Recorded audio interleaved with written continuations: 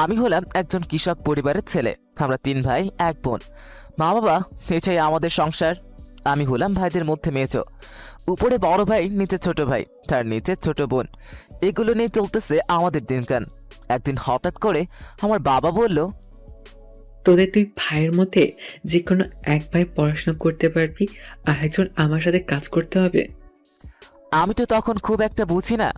So যাই হোক, বড় ভাই বলল, মিজুর মাথার ব্রেন ভালো, সে পড়াশোনা করুক, আমি না হয় আব্বু তোমার সাথে কাজ করবো। হ্যাঁ, তারপর আব্বুও রাজি হয়ে গেল। কিন্তু একদিন রাতে বাবা মার কান্না শুনতে পেলাম। অনেক রাত্রি। মা বলতেছে, আমার দুই ছেলের মাথার ব্রেন অনেক ভালো। তারা পড়াশুনো করতে পারলে অনেকটাই ভালো হলে ভালো চাকরি করতে পারতো। বড় ছেলের নাম বলা যাবে না, সে অনেক ভালো, সব কিছুই বোঝে। তার পড়াশোনা করা দরকার ছিল। বাবা বলল, তুমি তো বুঝোই মিজুর মা, অনেক টাকা ঋণ নিয়ে পড়ে আছি। আরো অনেক কিছু নিয়ে আব্বু আম্মু দুজনে মিলে কান্না করছে। আমি তা শুনতে পেয়ে নিজেকে খুব অপরাধী মনে হচ্ছে, কিন্তু কিছুই করতে পারছি না তাদের জন্য। এরপর থেকে শুরু করলাম ভালো রকম পড়াশোনা, সাথে প্রতিদিন মা বাবার সাথে মাঠে কাজ করা। বড় ভাইয়ের সাথে আবার স্কুল ফাঁকি দিয়ে কাজ করি রাজমিস্ত্রির। প্রতিদিন 70 থেকে 80 টাকা দিত। পড়াশোনা করতাম, সবকিছুই করতাম। যাই হোক, ভালোই চলছিল। তারপরেও আমাদের সংসারের টানাটানি শেষ হয়নি। আরও 1 বছর চলে গেল। এইভাবে 2016 একদিন আমি প্ল্যান করলাম আমার বড় কিছু করতে হবে। এর জন্য বাবাকে বললাম, বাবা আমি পড়াশোনা করব, কিন্তু প্রাইভেট পড়তে হবে। বাবা বলল, বড় ছেলে তো পড়াশোনা বাদ দিয়েছে, এখন তোর তো করতে হবে। ঠিক আছে, তুই পড়। আস্তে আস্তে 3 মাস প্রাইভেট পড়লাম, কিন্তু বাবা টাকা দিতে পারতেছে না। হঠাৎ করে মাছের প্ল্যান আসলো, ছোট বয়সে এখন সুযোগ বড় কিছু করার। সেদিন বাবাকে গিয়ে বললাম, আমাকে স্কুল থেকে তাড়িয়ে দিয়েছে। প্রাইভেট বেতন দেওয়া হয় নাই, স্কুল ড্রেস নাই, স্কুলের বেতন, এগুলো মিলিয়ে প্রায় 1002 টাকা। তখন বাবা বলল, এখন হবে না, কয়েকদিন পরে। আমি আর স্কুলে যাব না টাকা না দিলে। আমার একটাই জেদ, আমি যেটা বলি সেটাই করি। তো বাবাকে বলে এলাম আমি ঢাকা যাচ্ছি। বাবা রাগের মাথায় বলল, তোর যেখানে ইচ্ছে সেখানে যা। আমিও চলে আসলাম নানার বাড়ি। নানার বাড়ি এসে কাজ করতে লাগলাম। প্রতিদিন নানাকে বলি আমি স্কুলে যাচ্ছি, কিন্তু আমি যাই অন্য কাজে, যেখানে প্রতিদিন 150 টাকা করে দেয়। রাজমিস্ত্রির কাজ আর কি, এখানে একটু টাকাটা বেশি পাই। একটি গৃহস্থ বাড়ি, মানে এলাকার ভিতরের বাড়িতে কাজ করতাম। সেই বাড়িতে একটা মেয়ে ছিল, আমার ক্লাসমেট। সে আমাকে লুকিয়ে লুকিয়ে খাবার নিজ হাতে এটা এনে দিত, ওটা এনে দিত। তার নাম ছিল মিতু। মিতু আমাকে অনেক রিকোয়েস্ট করলো এই স্কুলে যাওয়ার জন্য। প্রায় 3 মাস তাদের বাড়িতে কাজ করি, বাড়িতে যাইনি এর মধ্যে একদিনও। আমার নানু আমার কথা মানে, আমি যেটা বলি সেটাই করে।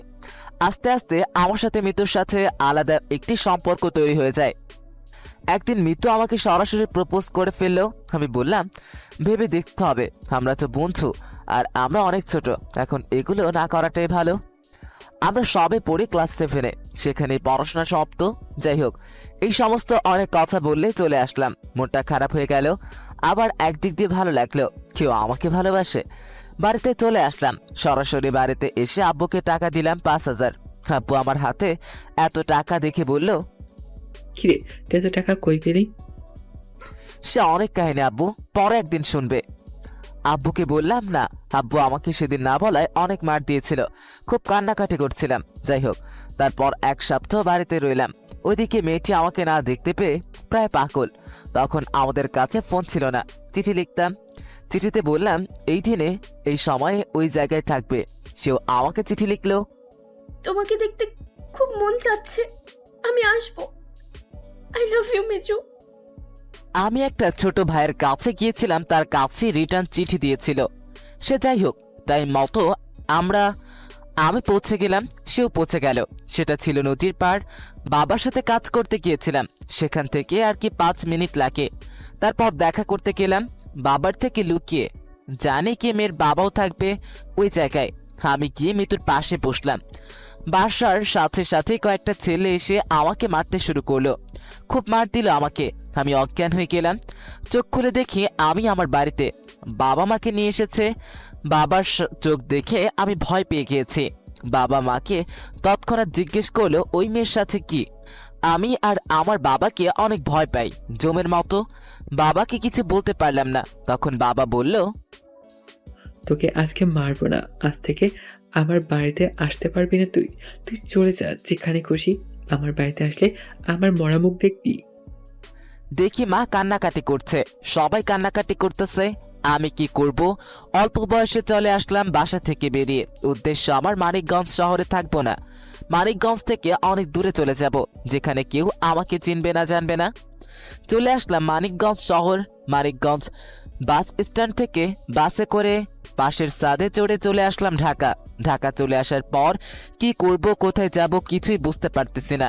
যে পাশে বসেছিলাম ছাদের উপরে, সেখানে একটা ছেলে উঠলো, আমার বয়সী হবে। সেখানে উঠে সিগারেট ধরাইলাম। এত গন্ধ, মনে হয় গাঞ্জা। হ্যাঁ, গাঞ্জা ছিল। ছেলেটা আমাকে বলল, খাবি একটা? আমি বললাম না রে, আমি খাবো না, খুব ক্ষুধা লাগছে। আমার নাম আকাশ। তা তোমার নাম কি? আমি বললাম, আমার নাম মাহমুদ হাসান মিজু। তোর বাড়ি কই? এখানে কি করিস? আমার বাড়ি অনেক দূরে, আর এখানে পালিয়ে এসেছি। যদি কোনো কাজ পাই, কাজ করতে এসেছি। আমার কেউই নাই। কে বলেছে তোর কেউ নাই? আমি তো তোর ভাই। আজ থেকে আমরা একসাথে থাকবো। কি থাকবে তো আমার সাথে? হ্যাঁ, থাকবো, কিন্তু আমার ক্ষুধা লাগছে। পুরো 48 ঘন্টা কোনো খাওয়া দাওয়া হয় নাই। ক্ষুধায় আমার পেট জ্বলে যাচ্ছে। সে সময় আকাশ বলল, খাবার খাবি? তাহলে শোন, এই ধর পিস্তল, ওর মাথায় গিয়ে ধরে বল খাবার দিতে। না দিলে বলবি গুলি করে দেব। এ কথা বললেই দিয়ে দেবে। দেখি তুই কতটুকু পারিস। আমার ক্ষুধায় পেট জ্বলে যাচ্ছে। কোনো ভয় না পেয়ে নিয়ে নিলাম। প্রথমবার জীবনে পিস্তল, তাও খেলনা পিস্তল নয়, অরিজিনাল। দোকানদারের মাথা ধরে বললাম খাবার দিতে। সবাই দেখে আমার দিকে অবাক দৃষ্টিতে তাকিয়ে আছে। দোকানদার ভয় পেয়ে আমাকে খাবার দিয়ে দিল। পিস্তল আমার বাম হাতে ছিল, ডান হাত দিয়ে নিলাম। আকাশ আমার ভাব দেখে বলল, দোস্ত, পাইছি তোকে। আয়, আজ থেকে আমরা দুজন বন্ধু। তোর এত সাহস আমি আগে কোনোদিনও দেখি নাই। এরকম সাহস আমার কোনোদিনও কলেজায় হয় নাই, এভাবে কারো মাথায় পেস্তল ধরা। আর তুই কিনা নিমিষেই করে ফেললি। আয়, তুই আমার দোস্ত, তুই আমার ভাই, জানের জিগার। আমি নিজেও বুঝতে পারলাম না কিসের মধ্যে কি হয়ে গেল। সেটা ছিল সায়দাবাদ, ঢাকা, সেই দিন। তোর এত সাহস! তোর মতো ছেলে জীবনে আমি কোনো জায়গায় দেখিনি। আজ পর্যন্ত দেখিনি কেউ ওপেনলি কারো মাথায় পেস্তল ধরতে। আর তুই কিনা সায়দাবাদের মতো বড় এক শহরে এই কাজটা করে ফেললি। তোর নাম কি? মিজু। সরি, আজ থেকে তুই মিজু নাম, আমার ভাই। আমার সঙ্গে যোগ করে দিলাম। আজ থেকে আমরা দুইজন ভাই বন্ধু সব। আমি কিছুই বুঝতে পারলাম না কি থেকে কি হয়ে গেল। তারপর আকাশ বলল, আচ্ছা চল আমার বাসায়। আমি জিজ্ঞেস করলাম কোথায়? বলল, আমি মতিঝিলে থাকি। আমি বললাম ঠিক আছে চলেন। আকাশ বলল, আপনি করে বলার দরকার নাই। আজ থেকে আমরা বন্ধু, আপনি করে বলবি না। আচ্ছা ঠিক আছে, চল বন্ধু বাসায় যাই। চলে আসলাম গ্রামের স্বপ্ন ছেড়ে শহরে। নিমিষেই আপন করে পেলাম ভাইয়ের মতো বন্ধু। এরপর আকাশ আমাকে নিয়ে তার বাসায় চলে আসলো। আমাকে বলল যে ফ্রেশ হয়ে নে, এক জায়গায় বেড়াতে হবে। আমি বললাম কোথায় যাব রে? আকাশ বলল, তুই চিন্তা করিস না, চল আমার বড় ভাইয়ের সাথে দেখা করে দেবনি। আমি বললাম আচ্ছা ঠিক আছে, 5 মিনিট ওয়েট কর, ফ্রেশ হয়ে আসি। এরপর ফ্রেশ হয়ে চলে আসলাম আকাশের সাথে মতিঝিল। থেকে চলে আসলাম পল্টন ইমরান টাওয়ার। সেই বড় বিল্ডিং এর আশেপাশে একটা বড় বিল্ডিং, অতএব সেখানে চলে আসলাম। 9 তলার বড় ভাইয়ের ফ্ল্যাট। আকাশ আমাকে নিয়ে বলল, ফারুক ভাই, আমি আজ যাকে নিয়ে এসেছি পুরোই 100 পাওয়ার। এর মতো একটা ছেলেও দেখেন নাই। তাই নাকি রে? তা কিরকম মালটা? আমার আবার বেজায় রাগ। আমার একটা নাম আছে, নাম ধরে ডাকবে না। বড় ভাই, আমার নাম মিজু, আমি কোনো মালটাল নয়। আর এই বেটা চুপ কর। আমার কানের পাশে সে আস্তে আস্তে বলল। এই দেখে ফারুক ভাই বলল, তোকে আমার পছন্দ হয়েছে। আজ থেকে তুই আমার গ্রুপের। আকাশ, আজকে যেটা করতে বলেছিলাম সেটা করেছিস? আকাশ বলল, না ভাই, এখনো সরাতে পারি নাই। আচ্ছা, ওকে নিয়ে চলে যা, আর কোনো ছেলে দিব না। তোরা দুইজন এই কাজটা কমপ্লিট করে চলে আসবি। ঠিক আছে ভাই। এই আকাশ, এই ধর 2টা পিস্তল, সাথে 4টা ম্যাগাজিন। আকাশ বলল। চল মিজু যাই। পরে ফারুক ভাইকে সালাম করে বাইরে বের হয়ে আসলাম। বাইরে আসার পর আকাশ বলল। চল বাসায় যাই। আমি বললাম আচ্ছা চল। একটা ট্যাক্সি নিয়ে চলে আসলাম বাসায়। বাসায় এসে আকাশ তো আমাকে জ্বালিয়ে পুড়িয়ে মারছে। এই তুই বড় ভাইয়ের সামনে এইভাবে কথা বললি কেন?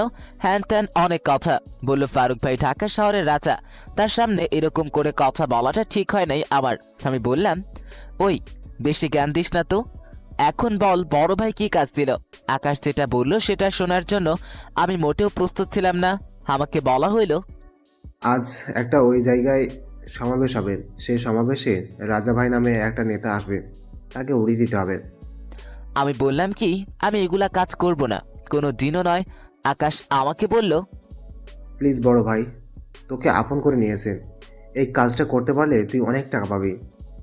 টাকার কথা শুনে মাথা আমার হ্যাং। আমার তো টাকার দরকার, কিন্তু তাই বলে মানুষ মারা এটা সম্ভব নয়।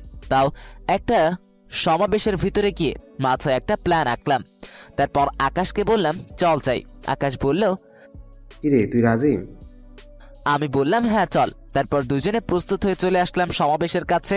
এসে দেখি সমাবেশে বক্তৃতা দিচ্ছেন রাজা।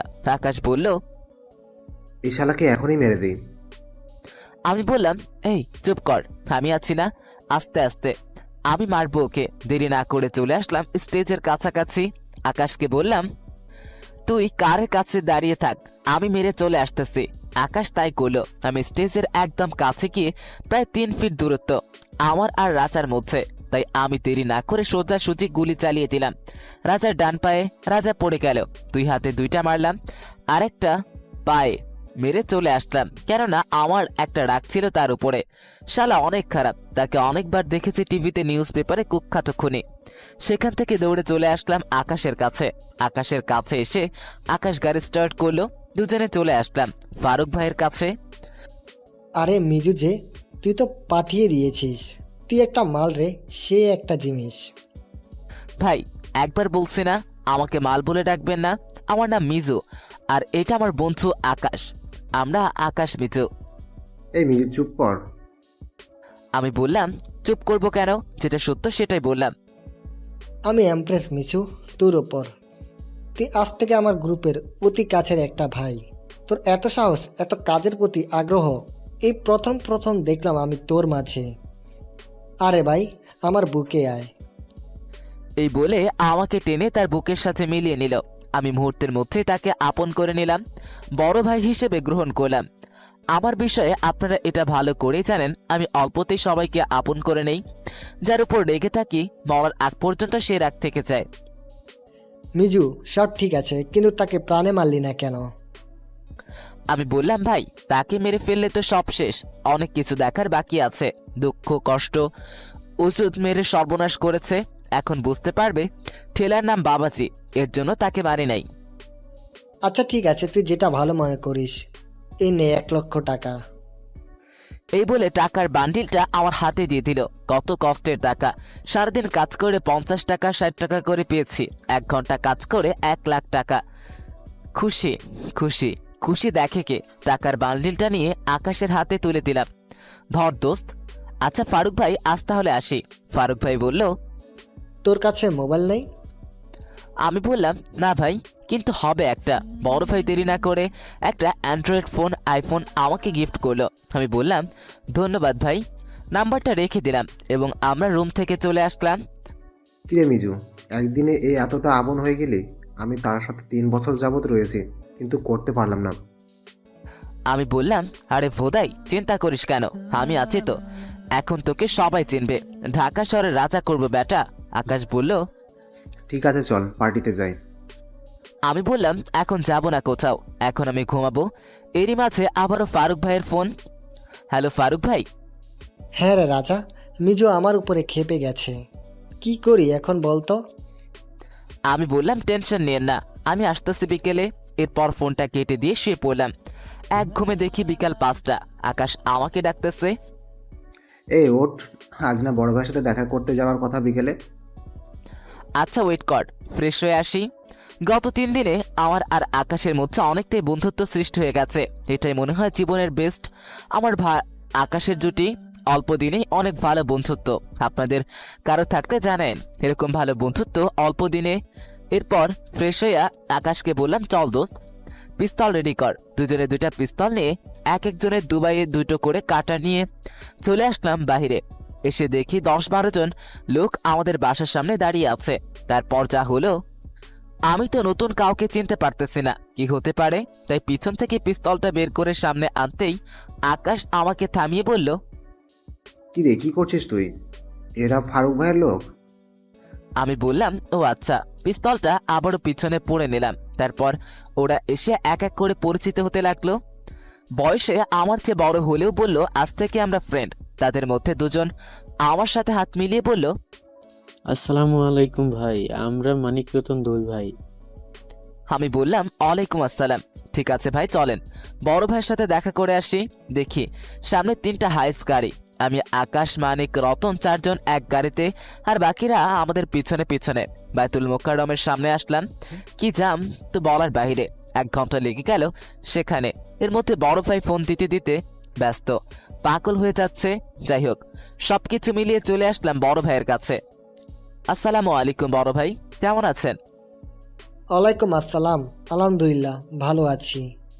ফারুক ভাই আমাদেরকে কি জানি মিশনের জন্য ডেকেছেন। হ্যাঁ, যেটা বলতে চাচ্ছিলাম, তোদের নতুন একটা টিম তৈরি হবে। তুই তো জানিস আমি কিরকম মানুষ, আমি খারাপের সাথে খারাপ, ভালোর সাথে ভালো। বাংলাদেশের প্রায় 1 নম্বর লিডার হতে আমার বেশি দেরি নাই। তাই বলতে চাচ্ছিলাম তোদের আমার জন্য একটা স্পেশাল কাজ করতে হবে। অবশ্যই বড় ভাই, আপনি যেটা বলবেন আমরা সেটাই করব। আপনি নিশ্চিন্তে থাকুন। তোদের এক জায়গায় যেতে হবে, তোদের একটা টিম দেওয়া হবে, যে কোনো 4 জন। প্রথমে তোরা টিম সিলেক্ট কর, তোরা যার যার টিম সিলেক্ট কর। 64 জেলায় যেতে হবে, 4 জন করে। সবাই যার যার মতো টিম সিলেক্ট করলাম, যেমনটা আমারটা। আমি, আকাশ, মানিক, রতন 2 ভাই বড় ভাইয়ের কাছে গেলাম। বড় ভাই, আমরা 4 জন। ফারুক ভাই বললেন, এই তো বাংলাদেশে যদি আমার পরে কোনো নেতা থাকে, যদি কেউ লিডার হয়, তাহলে সেটা একমাত্র মিজু হতে পারবে। কারণ মিজু মানুষ চিনতে জানে। মানিক, রতন 2 ভাই বেস্ট আমার দলের। তারা যেমন শিক্ষিত তেমনই হ্যাকার।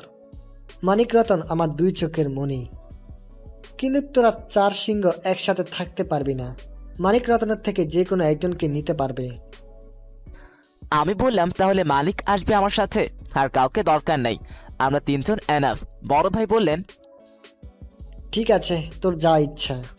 যেহেতু 64 জেলায় যেতে হবে, তুই কোন জেলায় যাবি মিজু, তুই সেটা বল।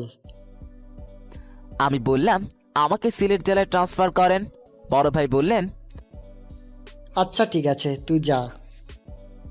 বড় ভাই আমাকে 3 লক্ষ টাকা দিল এবং বলল, যখন টাকার দরকার পড়বে আমাকে জানাবে, আর কি কাজ করতে হবে আমি ফোনে সব বলে দিব। যেহেতু আমরা 3 জন গ্যাং লিডার, আমি, আকাশ সব দিক দিয়েই ফিটনেস ঠিক আছে। মানিক হ্যাকার, সাহসটা একটু কম, আর আমি। উদ্দেশ্য সিলেট সিটি। লং জার্নির পর চলে আসলাম সিলেটে। বড় ভাই আগে থেকেই একটা ফ্ল্যাট বুক করে রেখেছিল, সেখানে উঠলাম। আমাদের প্রয়োজনীয় ব্যাগপত্র, রিভলভার সবকিছু আমাদের ব্যাগে। আকাশ আর মানিককে বললাম, তোরা উপরে চলে যা, আমি আসতেছি। ওরা চলে গেল। আমি একটু চারপাশে দেখতে লাগলাম ঘুরে ঘুরে। 1 ঘন্টা পর সবকিছু দেখে শুনে রুমে চলে আসলাম। 4 তলা বিশিষ্ট বাড়ি, তার মধ্যে 4র্থ তলায় আমরা থাকবো। বড় ভাই ফোন দিয়েছে আকাশকে, বলল কালকে সিটি কলেজ যাবে। আকাশ বলল, সেখানে কি করব? সিটি কলেজে আমাদের ঢোকা নিষেধ। ফারুক ভাই বলল, চিন্তা করিস না, তোরা উস্কো কলেজের ছাত্র হয়ে যাবি। তোদের সব কিছু করা আছে। তোরা কলেজে যাবি, ঘোরাফেরা করবি, আর দেখবি কে মাদক বিক্রি করে, কে রাজনীতি খারাপভাবে ইস্তেমাল করে। সব ইনফরমেশন আমার চাই। আকাশ বলল, ওকে ভাই, নো টেনশন। বাবার সাথে কথা শেষ করে রেস্টুরেন্টে গিয়ে কিছু খাওয়া দাওয়া করে রুমে এসে শুয়ে শুয়ে ভাবতে লাগলাম, কোথায় ছিলাম, কি হয়ে গেলাম। সাধারণ একটা কৃষকের ছেলে আমি, গ্রাম নিয়ে পড়ে থাকতাম যেখানে সব সময়, সেখানে আজ আমি গ্যাং লিডার, মাফিয়া। মনে পড়তে লাগলো মিতুর মুখটা, তার স্মৃতিগুলো। আজ 1 সপ্তাহ ধরে আমার বাড়ির আম্মুর হাতের ভাত খাই না, কষ্ট লাগছে। আবার নিজের মনকে সান্ত্বনা দিলাম, একদিন টাকা পয়সার মালিক হব, অনেক টাকা পয়সার, তখন আমি সবকিছুই পাবো। আমার স্বপ্ন নিজ এলাকায় একটা মসজিদ করে দেব, আরো অনেক কিছু। এসব ভাবতে ভাবতে কখন যে ঘুমিয়ে গেছি নিজেও জানি না। সকালে আকাশের ডাকে ঘুম ভাঙলো। আকাশ বলল, তাড়াতাড়ি গুছিয়ে নে, আজকে কলেজে যেতে হবে। এরপর আমরা 3 জনে রেডি হয়ে সিলেট সিটি কলেজের উদ্দেশ্যে রওনা দিলাম। সেখানে গিয়ে 3 জন আলাদা হয়ে গেলাম। আমি বলে দিলাম, আজ থেকে আমরা আলাদা আলাদা থাকবো, শুধু রাতে এক জায়গায় হব, যাতে কেউ সন্দেহ না করে আমাদের। আকাশ বলল, ঠিক আছে। আমি আজকে কলেজে এসেছি একবারে সাধারণ ছেলের মতো। কলেজ গেট দিয়ে ঢুকতেই কয়েকটা ছেলে পেলে আমাকে ডাক দিল। এই মাল শোন, মাথায় রক্ত উঠে গেছে।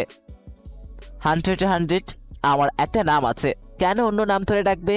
যাই হোক, মাথা ঠান্ডা করে তাদের কাছে গেলাম। তাদের মধ্যে একটি ছেলে আমাকে বলল, এই তোর নাম কি? তুই কি কলেজে নতুন? আমি বললাম হ্যাঁ। তখন তারা সবাই জোরে জোরে হাসতে লাগলো আর বলল, এই বেটা, কান ধরে উঠবস কর, আমরা তোদের বড় ভাই। রাগে আমার মাথা ঝিমঝিম করতেছে। তারপর কিছু করার নাই, বড় ভাইয়ের আদেশ, প্রথমেই কোনো বিশৃঙ্খলা করা যাবে না। তাই যখনই কান ধরতে যাব, হঠাৎ করেই একটা মেয়ে এসে আমার হাত ধরে বলতে লাগলো ওই ছেলেদের উদ্দেশ্যে, ওই, তোদের কি কোনোদিন লজ্জা শরম হবে না? কি শুরু করছিস নতুন ছেলেদের নিয়ে? মেয়েটার কথা শুনে সবাই চুপ হয়ে গেল, কারণ মেয়েটা ছিল পুলিশ কমিশনারের মেয়ে। এরপর মেয়েটি আমাকে সেখান থেকে নিয়ে আসলো। চেহারাটা দেখতে মাশাআল্লাহ, কিন্তু না, আমার প্রেমে পড়া যাবে না। মেয়েটি বলল, আমি সানজিদা, ইন্টার সেকেন্ড ইয়ার। তুমি কে? তুমি কি নতুন? আমি বললাম যে আমি নতুন, আমার নাম মিজু, ইন্টার সেকেন্ড ইয়ার। মেয়েটি বলল, ও আচ্ছা, তাহলে আমাদের ক্লাসমেট। আমরা কি বন্ধু হতে পারি? আমি তার কথা শুনে সেখান থেকে চলে আসলাম। এখানে আমি বন্ধুত্ব করতে আসি নাই, এখানে আমি এসেছি বড় ভাইয়ের কথা মতো কাজ করতে। সো প্রেম প্রীতি আমার জন্য বন্ধ। কলেজ ক্যাম্পাসের একটু উত্তর দিকে একটা বকুল ফুল গাছ, ঠিক সেখানে গিয়ে আমি বসে পড়লাম। আকাশকে ফোন দিলাম, কিরে তোর কি অবস্থা? আকাশ বলল, এই মাত্র একজনকে পিটিয়ে আসলাম, আমাকে র্যাগিং করবে, খুব মার দিছি শালাকে প্রথম দিনই। আমি বললাম, কি বলিস তুই? এগুলো বন্ধ কর, এত তাড়াতাড়ি কোনো জায়গাটি জড়াতে চাই না। রাগ তো কন্ট্রোল করতে পারি না। আমি বললাম, আচ্ছা ঠিক আছে, এখন থেকে কন্ট্রোল করতে হবে, তা না হলে মিশন কমপ্লিট হবে না। আকাশ শুধু ফোনটা কেটে দিয়ে সামনে তাকাতে দেখি মেয়েটা দাঁড়িয়ে আছে আমার দিকে রাখি মোড়ে। আমি আমতা আমতা করে জিজ্ঞেস করলাম, কি হয়েছে, এভাবে তাকাচ্ছেন কেন? ওই কলেজে কিসের মিশন? কি কথা হচ্ছে?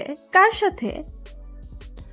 আমি তাকে বললাম, কিছু না, এমনি আমরা এসেছি পড়াশোনা করতে, পড়াশোনা করব, সেই জন্য বললাম। মেয়েটি তখন আমাকে বলল, সরি, আমার ভুল হয়ে গেছে। আমি বললাম ঠিক আছে, আমি এখন আসি। মেয়েটা বলল, ক্লাস করবেন না? আমি বললাম, আজকে প্রথম দিন, আজকে ক্লাস করব না, আজকে পুরো ক্যাম্পাস ঘুরে দেখব। মেয়েটি বলল, তাহলে আসো, আমি তোমাকে আমাদের ক্যাম্পাস ঘুরিয়ে দেখিয়ে দেই। তখন কি আর বলবো, সানজিদার সাথে পুরো ক্যাম্পাস ঘুরে ঘুরে দেখতে লাগলাম।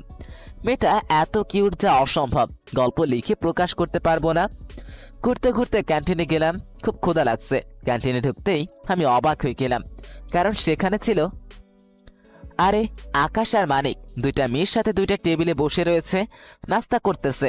আরে অবাক বিষয়, এটা কি করে সম্ভব প্রথম দিনেই? যাই হোক, তাদের সাথে এখন কথা বলা যাবে না। আমি সানজিদাকে নিয়ে অন্য জায়গায় চলে গেলাম।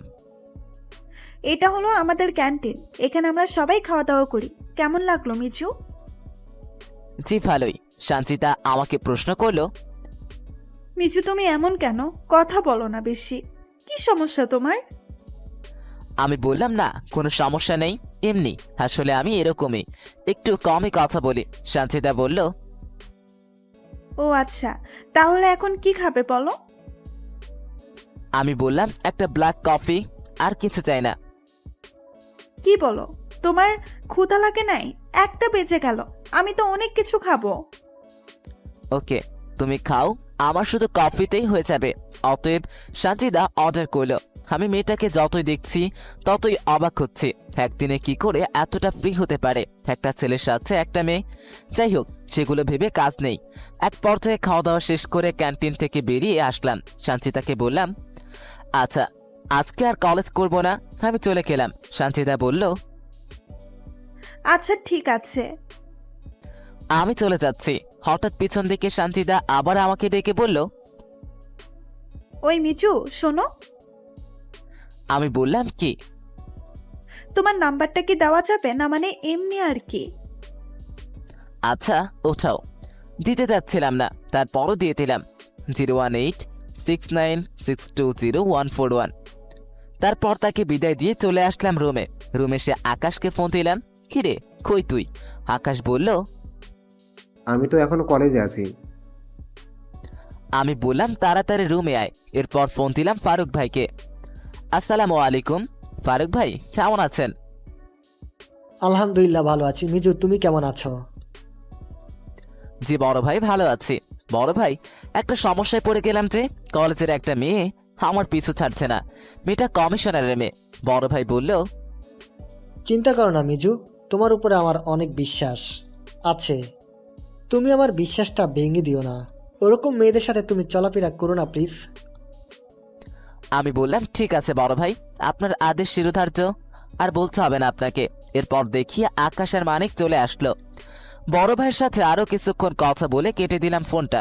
এরপর তাদের দুজনের উদ্দেশ্যে বললাম, কিরে তোরা কি ভালো হবি না? এখানে এসেছি আমরা কাজে, এখানে কি প্রেম করতে এসেছিস? আকাশ আমাকে বলল, কিরে, তুই আমাদের এসব কথা বলছিস কেন? কি করলাম আমরা?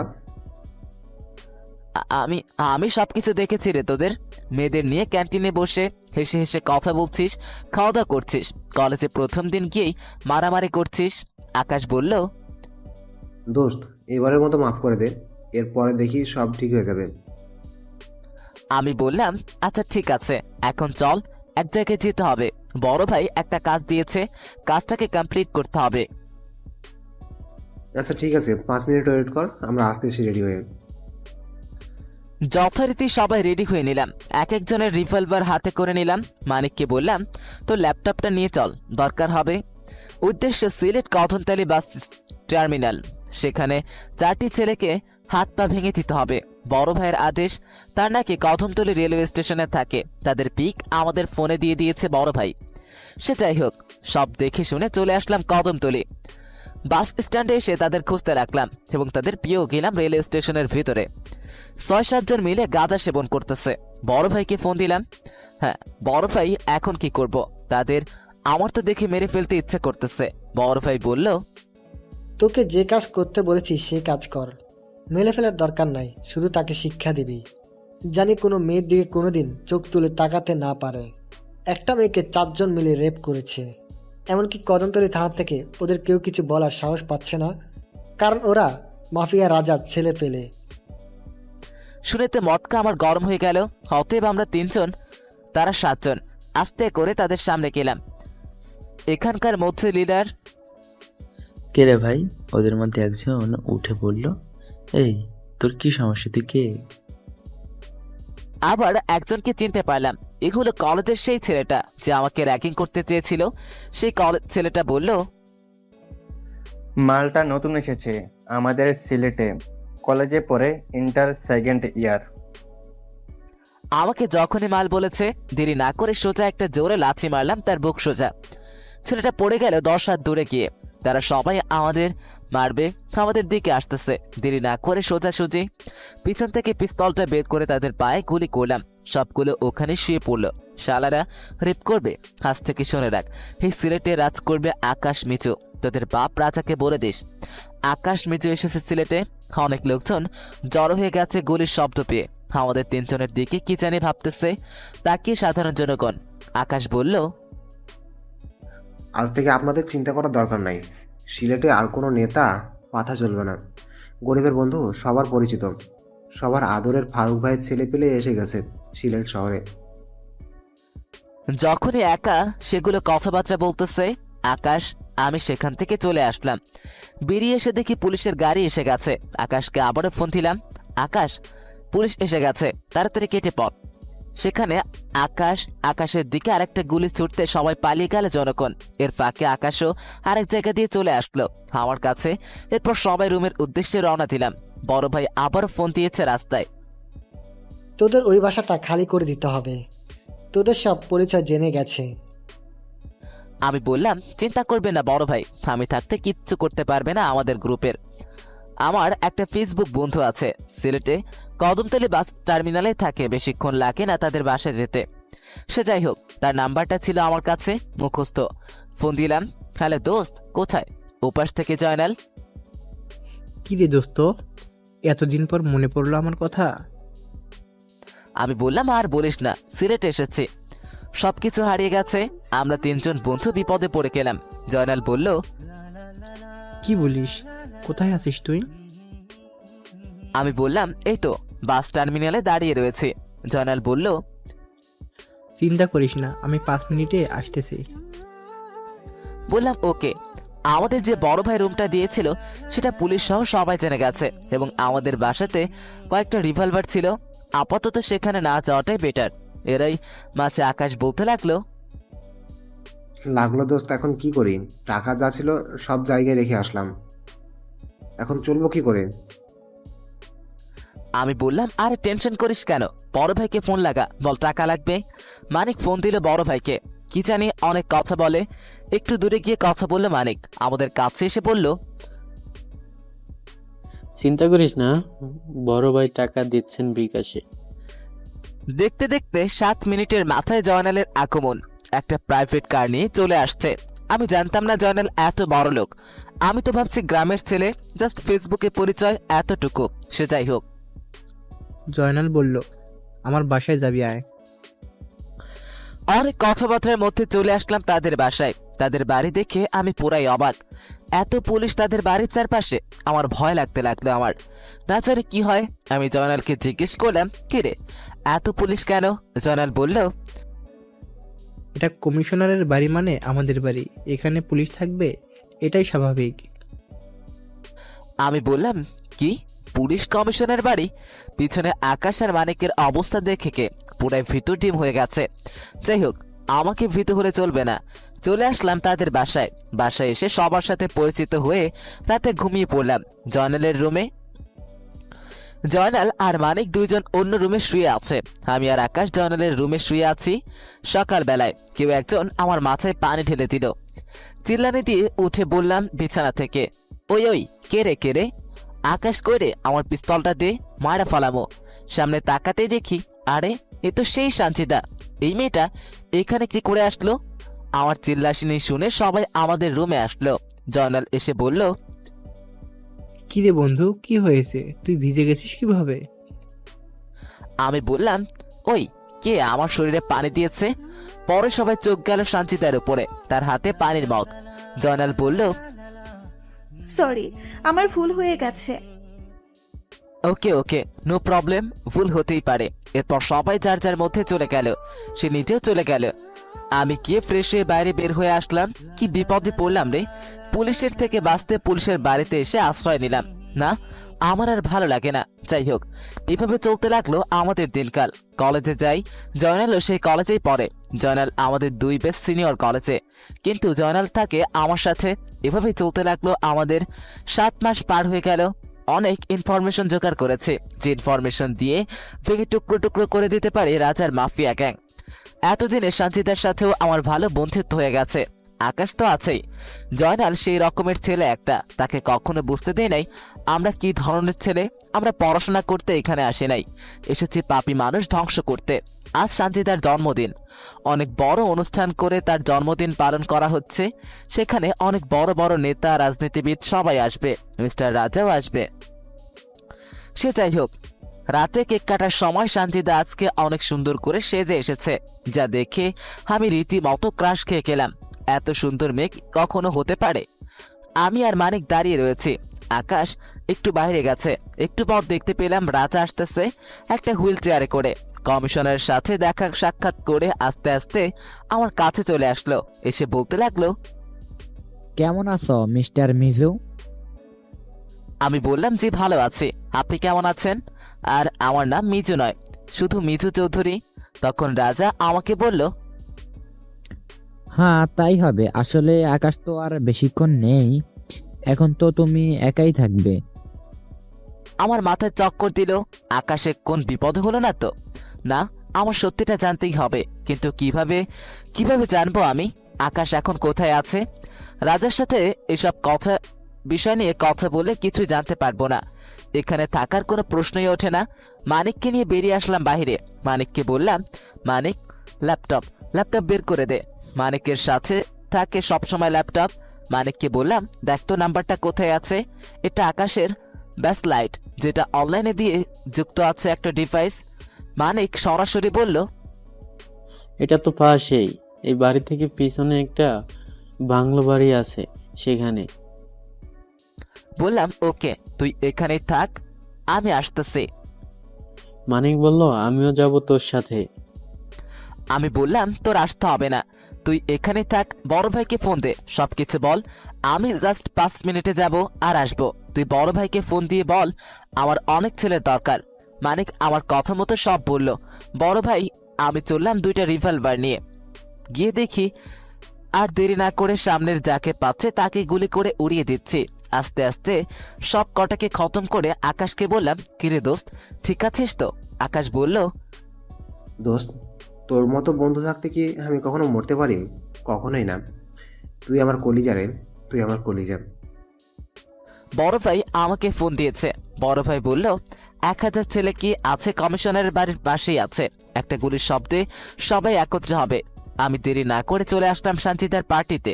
এসে খুঁজতে লাগলাম রাজাকে। রাজার পিছনে প্রায় 50 জনের মতো শুটার দাঁড়িয়ে রয়েছে। আর এদিকে সানজিদা আমাদের খুঁজে না পেয়ে কেক না কেটে বাইরে আসলো। আর সেই দেখলো আমি রাজার সামনে দাঁড়িয়ে রয়েছি। সবাই অবাক আমাকে দেখে। রাজাকে বললাম, কিরে কেমন আছিস? রাজা বলল, ভালোই আছি। তোর বন্ধু আকাশ কই? এখনো আসে নাই নাকি? আকাশকে ডাকলাম, আকাশ এদিকে আয়। আকাশকে দেখে রীতিমতো অনেকটাই ভয় পেয়ে গেল রাজা সাহেব। এরপর মানিককে যেভাবে বলে এসেছিলাম, তুই এই এলাকার সব নেটওয়ার্ক বিচ্ছিন্ন করে দিবি 1 ঘন্টার জন্য। মানিক আমার কথা মতো কাজ করলো। আমি আর দেরি না করে সরাসরি রাজার মাথায় পিস্তল ঠেকিয়ে, আমার বন্ধুকে মারতে চাচ্ছিস? তুই জানিস আমি কে? আমি আকাশ মিচু, ঢাকা শহরের রাজা। সিলেট সিটিতে এসেছি শুধু তোদের মারতে। জয়নাল সহ সবাই আমাদের দিকে অবাক দৃষ্টিতে তাকিয়ে আছে। যে আকাশ মিজুকে পুলিশ খুঁজছে, সেই আকাশ মিজু পুলিশের বাড়ি কমিশনারের বাড়িতে রয়ে গেছে। সানজিদা আকাশ থেকে পড়লে মনে হয়, এগুলো বিশ্বাসই করতে পারছে না। সবাই আমার দিকে পিস্তল তাক করে রেখেছে।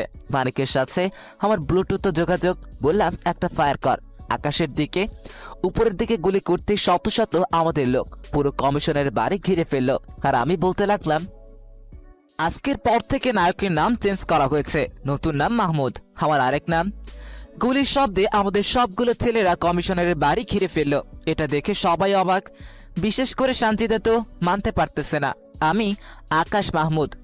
এরপর জয়নাল এসে আমাকে বলল, বন্ধু এটা কি করে সম্ভব? তুমি এদের সাথে কাজ করো? আকাশ এসে বলল, মাহমুদ এদের সাথে কাজ করে না, মাহমুদের সাথে এরা কাজ করে। আমরা সবাই ফারুক ভাইয়ের লোক, ঢাকার কিং ফারুক ভাই। ঠিক তখনই ফারুক ভাইয়ের ফোন। আসসালামু আলাইকুম ফারুক ভাই, কেমন আছেন? ওয়ালাইকুম আসসালাম, ভালো আছি। তোদের খবর কি মাহমুদ, তোরা ঠিক আছিস তো? আমি ঠিক আছি ভাই।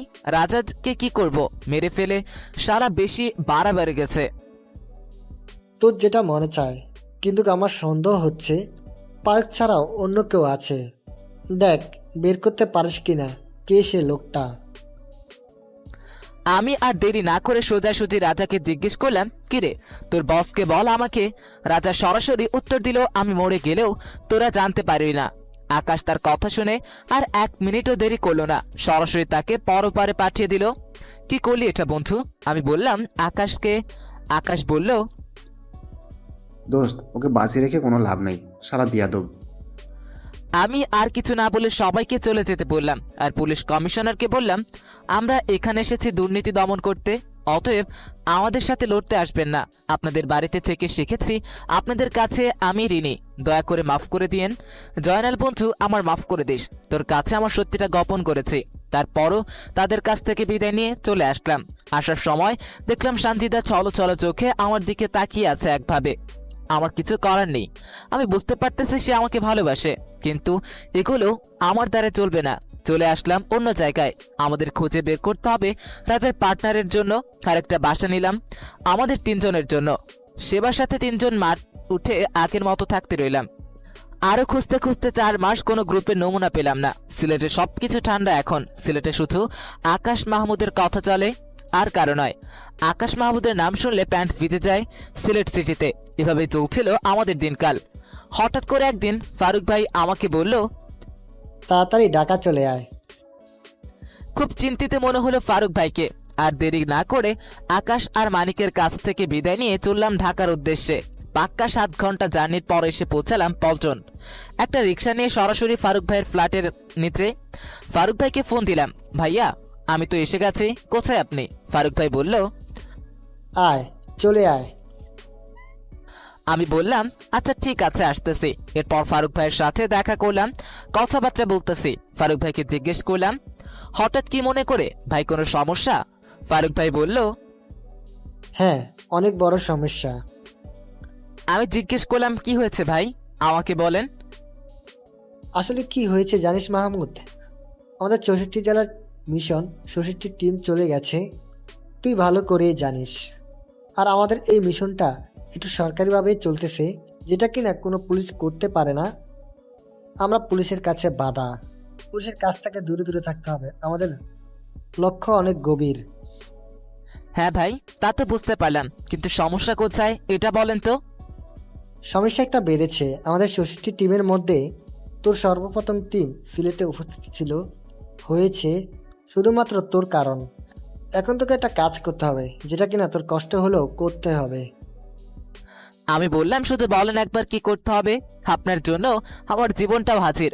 বড় ভাই যে কথাটা বলল আমি শুনে আকাশ থেকে পড়লাম, কারণ বড় ভাই বলেছে আমার জেলায় পাঠাবে, আমার মানিকগঞ্জ জেলায়, যেখানে আমার জন্ম। বড় ভাই তো আর জানে না আমার বাড়ি মানিকগঞ্জ। বড় ভাই বলল, মানিকগঞ্জ লোক পাঠিয়েছিলাম অনেক, কিন্তু তারা টাকার বিনিময়ে অন্যের কাছে বিক্রি হয়ে গেছে। বুঝতে পারলাম না এটা কি করে সম্ভব। অন্য সব জেলায় ঠিক আছে মোটামুটি। আমি বললাম কিচ্ছু চিন্তা করবেন না, আমি যাব মানিকগঞ্জ। বড় ভাই বললেন, আমি জানি তুই এই কথাটাই বলবি, তোর উপর অনেক বিশ্বাস আছে রে ভাই। আমি বললাম ভাই আমার একটা শর্ত আছে। ভাই জিজ্ঞেস করলো, কি শর্ত আমাকে বল, আমি তো সব শর্তেই রাজি। আমি বললাম ভাই আমার আকাশকে চাই, আর আমার 50 লক্ষ টাকা চাই, আমার একটু দরকার লাগবে। বড় ভাই বলল, তাহলে সিলেট কে থাকবে? আমি বললাম চিন্তা করবেন না ভাই, সিলেটে যে 10 দিয়ে এসেছি, বাকি 1 বছরে আমাদের নাম বলতে তাদের অনেক কষ্ট হবে, তা চিন্তা করার কোনো দরকার নাই। বড় ভাই বলল, আচ্ছা তুই যেটা ভালো মনে করিস। অতএব আকাশ খানা হলো। ঢাকায় আরো 3 দিন থেকে মোট 1 বছর 4 মাস পরে আমার জন্মভূমিতে ফিরে যাচ্ছে, যেখানে আমার শৈশব কেটেছে। আস্তে আস্তে সবার কথাই মনে পড়তে লাগলো।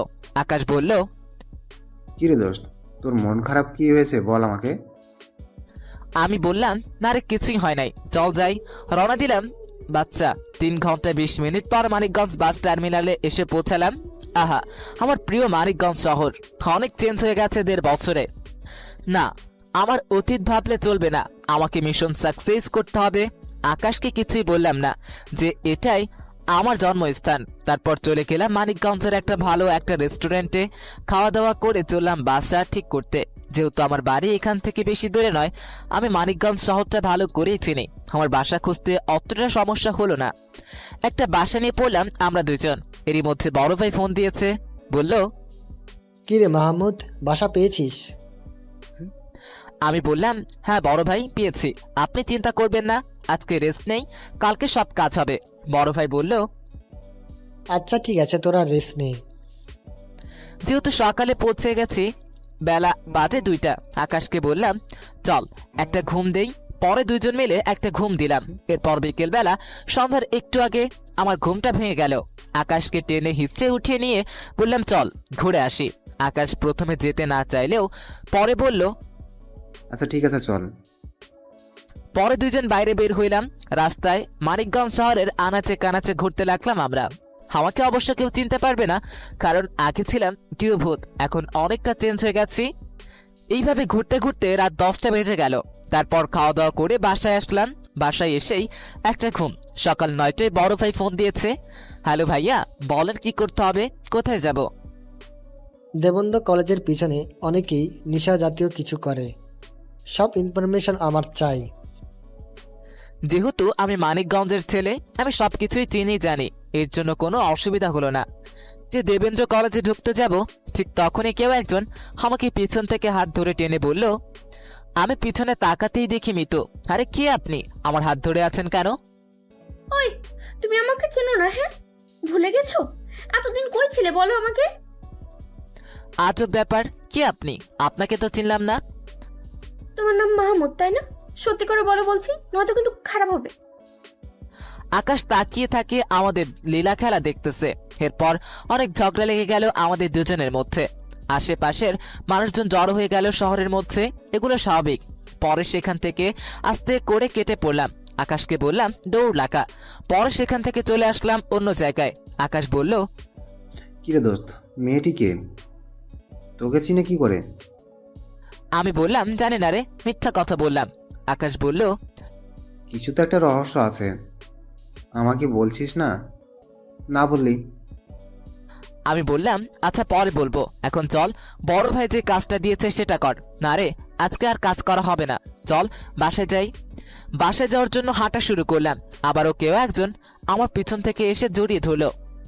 যখনই একটু হাঁটা ধরলাম, ঠিক তখনই পিছন থেকে কেউ একজন এসে আমাকে জড়িয়ে ধরলো। পিছনের দিকে তাকাতেই আমি অবাক দৃষ্টিতে তাকিয়ে আছি তার দিকে। সে আর কেউই নয়, সাঞ্চিদা। আরে সাঞ্চিদা, তুমি এখানে? হ্যাঁ, এসেছি তোমার কাছে। তুমি আমাকে রেখে চলে আসছো কেন? কি বলছো এগুলা তুমি? তোমার মাথা ঠিক আছে? আমার ঠিকানা পেলে কোথায়?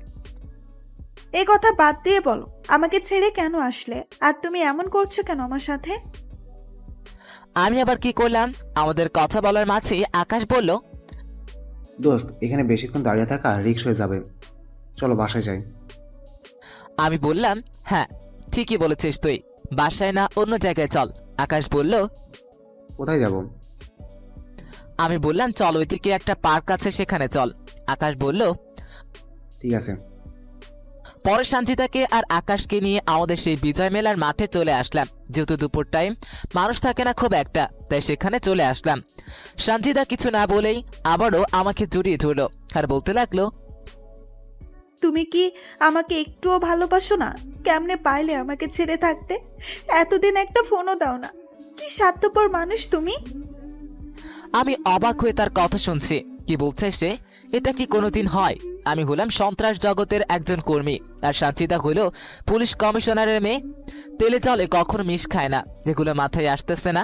তাই সাঞ্চিতাকে বললাম কঠোর গলায়, ওই শোন, আমি তোকে কোনোদিন ভালোবাসিও নাই, বাসতে পারবো না, অতএব চলে যা যেখান থেকে এসেছিস।